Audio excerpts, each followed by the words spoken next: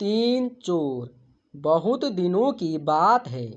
किसी शहर में रमन, घीसा और राका तीन चोर रहते थे।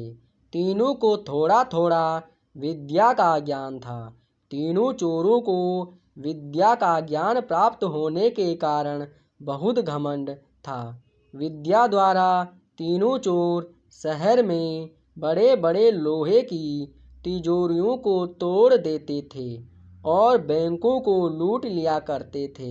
इस तरह तीनों चोरों ने शहर के लोगों के नाक में दम कर रखा था। एक बार तीनों चोरों ने एक बड़े बैंक में डकैती करके सारा माल उड़ा दिया। तब पुलिस को खबर हुई तो तीनों चोरों को पकड़ने के लिए तलाश करने लगी, मगर तीनों चोर पास ही के एक घने जंगल में भाग गए। तीनों चोरों ने देखा कि जंगल में बहुत सी हड्डियां बिखरी पड़ी हैं। रमन ने अनुमान लगाकर कहा, ये तो किसी शेर की हड्डियां हैं। मैं चाहूँ तो सभी हड्डियों को अपनी विद्या के ज्ञान द्वारा जोड़ सकता हूँ।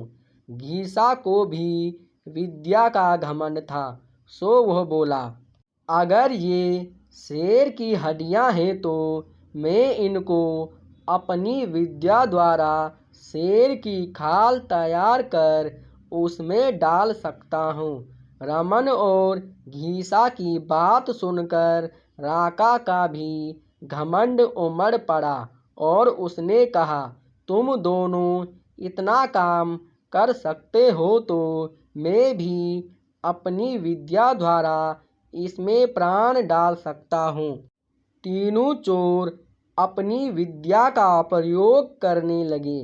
कुछ देर बाद रमन ने सारी हड्डियों को जोड़ दिया और घीसा ने शेर की हूबहू जान डाल दी। थोड़ी देर में तीनों चोर सामने एक जीवित भयानक शेर को देखकर थर थर कांपने लगे, मगर शेर के पेट में तो एक दाना नहीं था।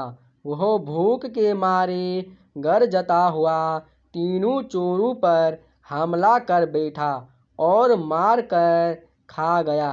शेर मस्त होकर घने जंगल की ओर चल दिया।